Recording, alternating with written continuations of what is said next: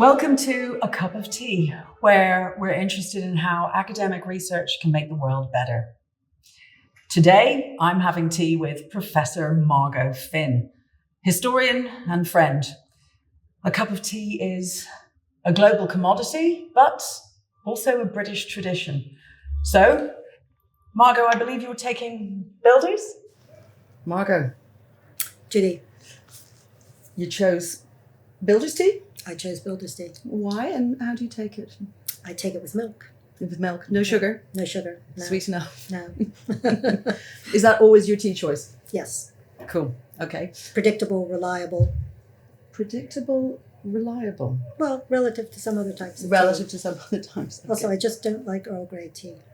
Okay. So one of the questions we have for you is if you had £1 million for research, £1 million to spend researching anything you could, what would you spend it on and why? I enjoyed thinking about that last night on the tube. I think what I would do with £1 million would be a study of out-migration and in-migration, either from Lydd in Kent, which is where my father's family was from, or from the Black Isle, Cromarty, or a place like that, which is my mother's mother's.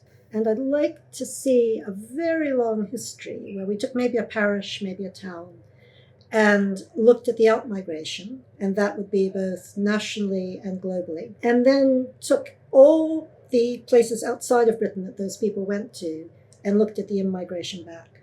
Oh, wow. To get a scopy, two-way vision of the migration history of a particular parish or town that I come from. Wow, that's cool. But since when? When would you start? Well, I didn't have a long enough tube ride to decide that. I'm mainly an 18th and 19th century historian. I think that rooting it in the 18th century, which is, of course, a period of enormous population growth and turmoil and out-migration. So either late 18th century, late 1700s, or early 19th century. That's what I would do. Maybe just a decade, because you're only giving me $1 million. I could do more with two. You know, who do you think are the people going in, let's say, the 1780s? So The 1780s, again, I think this is a period of maritime expansion globally from Britain. Yeah. And you're going to have impressment, for example, lads being impressed into the Navy and then fighting the French. They might be fighting the French in Caribbean theatres of war. They might be fighting the French in South Asian theatres of war. They might be in the Mediterranean. So you've got that sort of out-migration.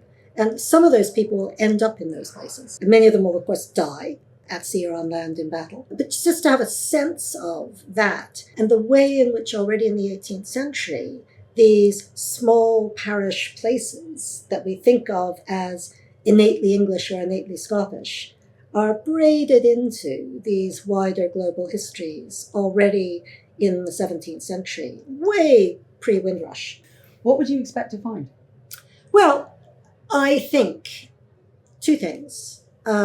One would be a lot more out-migration than one thinks. And I think that would also help frame the way in which people are talking about in-migration to Britain at present.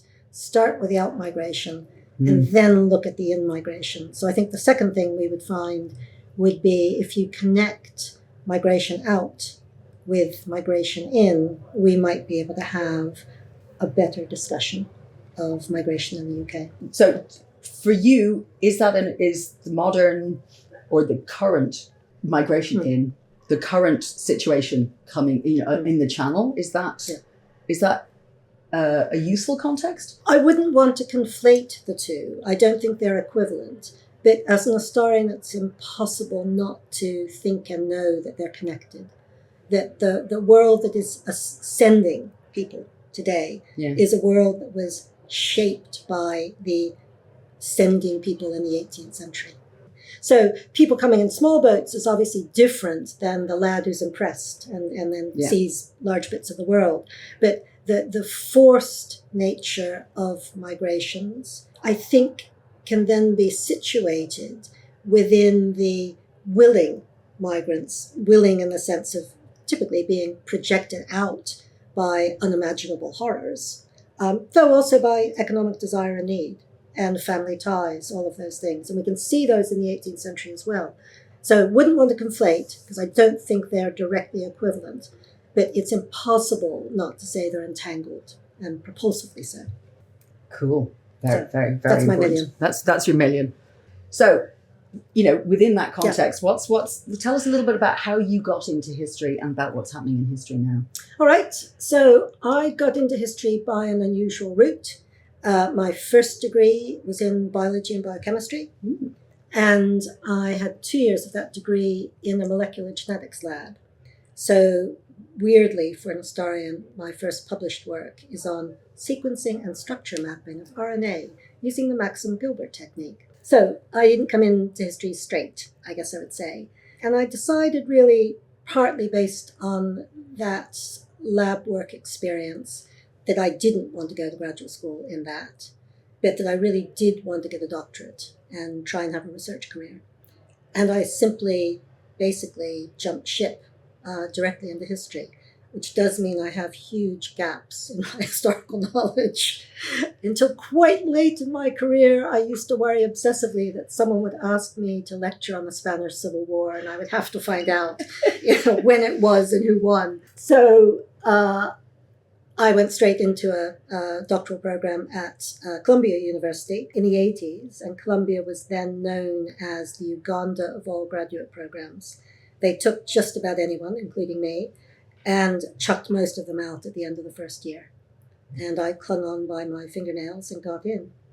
And I guess quite often in my career, serendipitous things have led me to do what I've done. So my dissertation, which became my first book, was a project on what was the impact of the continental European refugees from the 1848 revolutions in particular on English radicalism and socialism and liberalism. And I fell into that project for my doctorate by failing my Russian exam on the first go. Serendipity in research. Yeah. It's very important. Yeah. So what is then the biggest misconception about the field of history, do you think? Because everyone does history at school. I think everyone has some sort of a belief that they understand how it works. And history in school is wildly different from history as it's practiced by historians, academic historians at least. And I think that cognitive dissonance between how people experience memorizing things, or there being a right answer, or sort of an A-level approach of, you can argue 50% of this and 50% of that, and then say, in my opinion, which is not remotely how, university historians do history. I think that is a misconception that's really difficult to disabuse people of when you do public history. What's the nature of evidence? How can we ask questions that are different from how people have asked questions before? Those sorts of things don't really come out very well from history in schools, even though history school teachers, I think, do an absolutely brilliant job, but with a pretty flawed examination structure. True. I mean, the nature of evidence. Yeah. Being, is the topic of our times. It's being the most important thing there. So, I mean, there's a conception or misconception that somehow we know what the evidence is and that we can be. Yeah. And that there's really only one way of reading it, that if you get this evidence, this tricky evidence, if you go into the dusty archive, and of course archivists know that archives are not dusty, but if you go into that archive, then it's pellucid, it's clear, it's just easy then to interpret it, because history is just what happened, right? It's just this chronology that happened.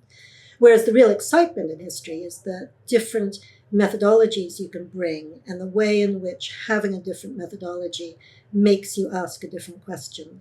And an example of that I can think of, my second book, which is down by Judy there, was a book on debt and credit in the 18th and 19th century in Britain. So I was up in Lincoln in the archive looking at these county court records. And it was just when Apple Macintosh had released really easy to use spreadsheets. And so I thought, oh, well, I'll just make a database, with this and just sort of see what happens.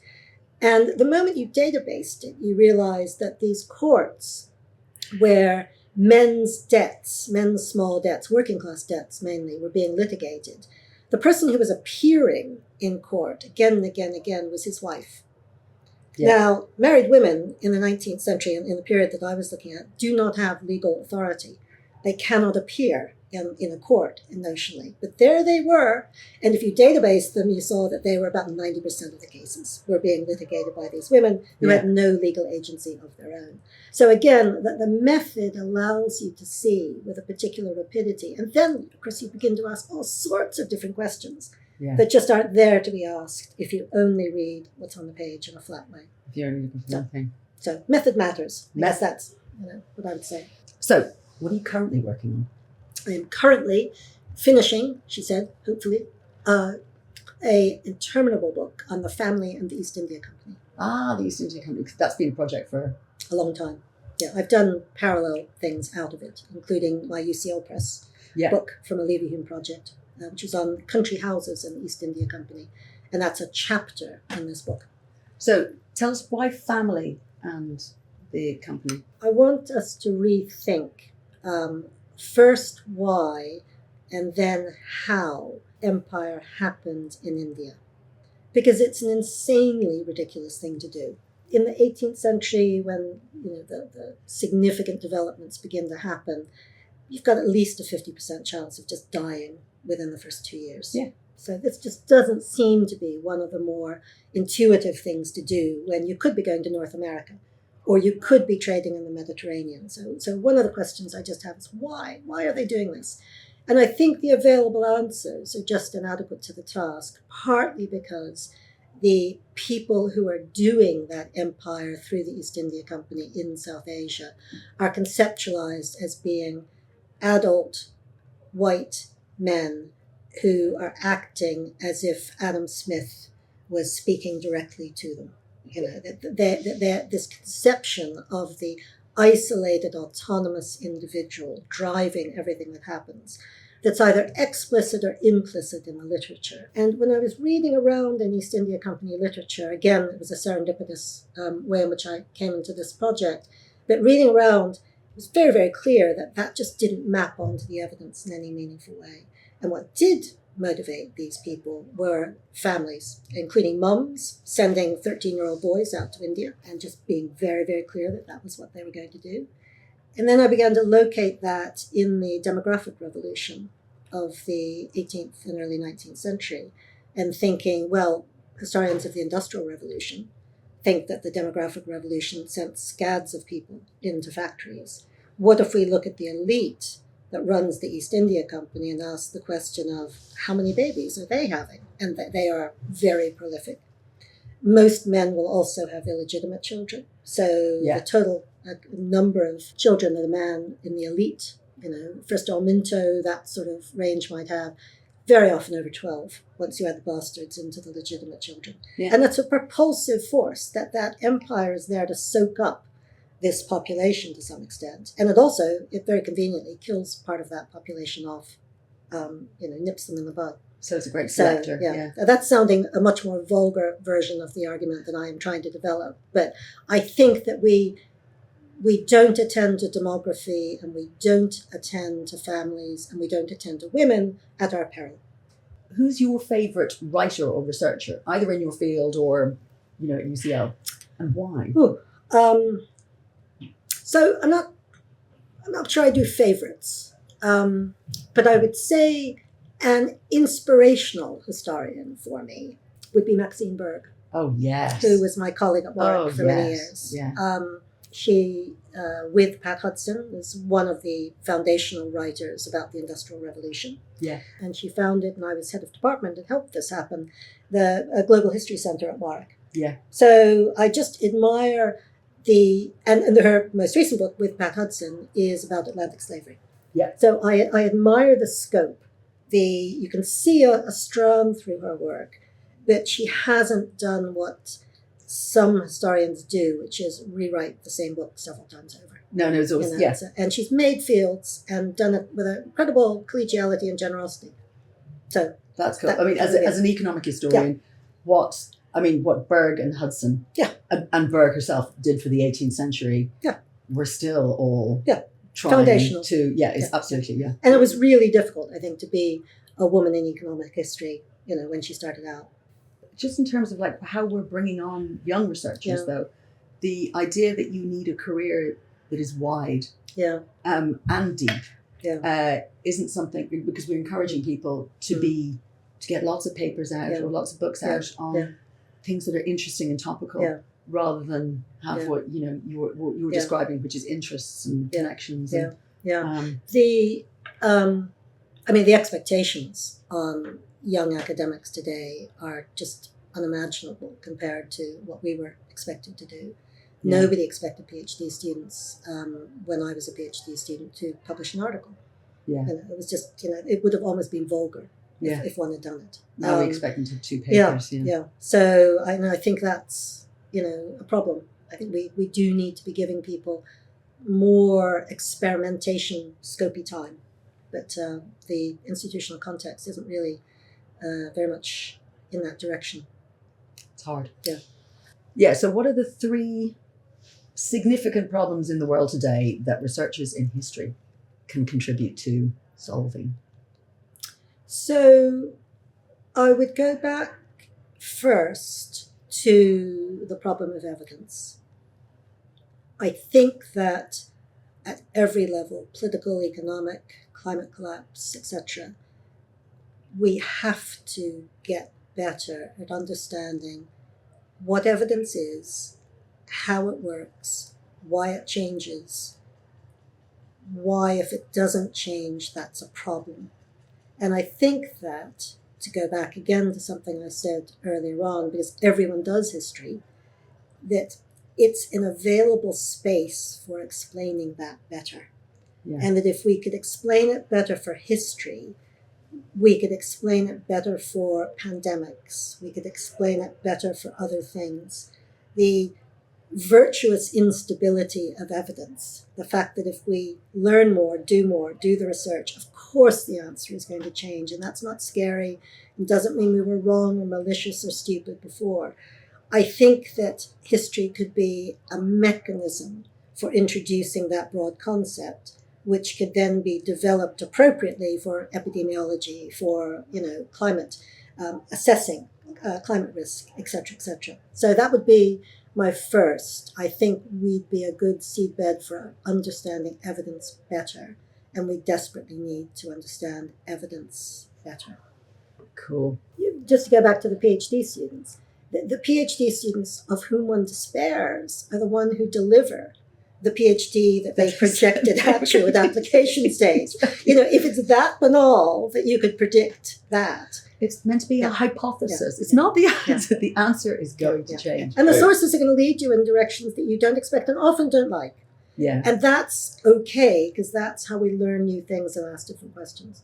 So historians need to be part of this conversation about how we deal with that. So what is AI going to do to your job, do you think, both as a researcher and perhaps as a teacher? I can definitely say what it's done already, which, like most academics who teach, has been pretty appalling. Its use has made marking a nightmare and made it much harder, I think, to talk to students meaningfully about how difficult learning is. So I have definitely had students who have used it and been failed. I was chair of the exam board in the first exam season where ChatGPT came in. 23, and that was very interesting, partly because, and this is true at all UK universities at the moment, I think, there was a desire on the part of senior education leads to make performative statements about the fact that we were at the forefront of this new development. And you could see that across the 4 nations in the UK. Whereas those of us in the trenches knew, first of all, that nobody was at the forefront of this. And secondly, that we did not, in that very rapid introduction period, have mechanisms to do anything except to tell students the moment you open the app you have committed academic misconduct, knowing full well that that was not going to be something that would be sustainable. So my first interaction is it's a complete pain from that respect. My concern, sticking with teaching, but it grows into a research concern, my concern is that if we already are struggling to teach students how to think critically and analytically at this very different university from school level, that if we allow them to not attain those skills by allowing them to integrate ChatGPT and other chatbots into everything they do, the amount of cognitive offloading that will happen will be just utterly detrimental to their ability to go forth, into the world and into master's degrees and PhDs as well. Yeah. So I think it's a real worry. So are there things that artificial intelligence can do very well? And I'm sure it can do very well in history, absolutely. And I certainly know people, who are making interesting uses of it. But critical engagement is surely essential. Yeah. And what else are universities for but critical engagement? Yeah, we all need to get back to doing that. Yeah. I mean, there's in some ways it's exciting. Particularly if you're interested in archives and whatever else, there's the opportunity to gather more. Yeah. You know what I mean? To see more, but there's a question if interpretation is the problem, because the answer will change. There's a league table, I think it's Forbes magazine, but I could be wrong about this, of which professions are going to be rendered obsolete by ChatGPT, and I think history is number 2 in their league table.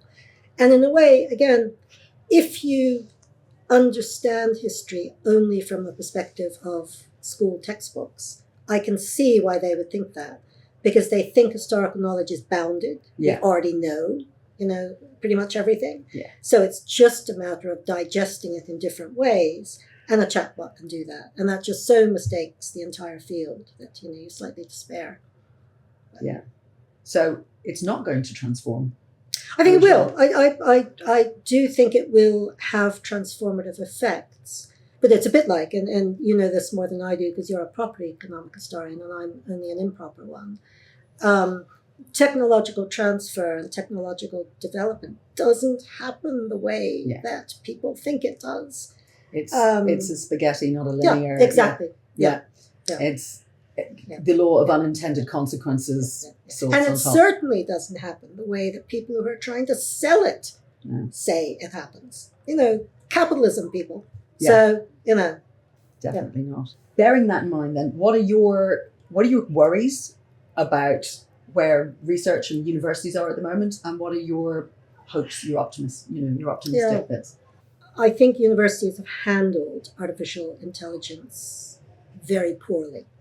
I think part of that is coming out of pandemic, which was a very, very difficult time, for universities. I think it's partly conditioned by the real economic problems that universities in the UK are facing. But I think it was also a failure of will. The acceptance in institutions that are normally very difficult to change, the willingness just to say, oh yeah, it's out there, we can't do anything about it. I really find that quite outrageous. Yeah. We should just be asking better questions than I think on the whole are being asked. And there are many honorable exceptions. But surely if a university is good for anything, it's good for thinking, not just for undergraduates, not just for master's students, not just for PhD students, not just for our own research, about where is this appropriate? How is this appropriate? When is this dangerous? When is this actually incredibly exciting? How can we do this better? And certainly, I would also emphasize, I think universities have been appalling at addressing the the environmental impact of AI. It is shocking to me that is not front and center of discussions of its use. I don't know a university that's handling that part well, but I do know a number of universities that know they will miss their net zero plans and that are not willing to engage with how does encouraging all of your students to use generative AI all of the time count in that. Yeah, no, it's a big impact and we're silent on it. Yeah. Yes. If we get the energy usage wrong, if we just build data centers that extract, that require water, rather than cooling by other means. And yes, I know people argue AI will solve the problem that it is creating, but there's just no evidence in the short to medium term that that's actually possible. The case. And given the fact that a number of the tech bros leading these technologies are climate collapse deniers and often believe that society is going to come to an end very shortly anyway, I'd be a bit skeptical about that. But there's exciting things in what you say about, society needs people who are going to think about these things, and they're in universities. There's we're not just training people for capitalism anymore. We've got a role, perhaps. Yeah, no, I think so. Margot Finn, thank you very much for one of the most interesting cups of tea I've ever had. Thank you very much, Judy. It was fun.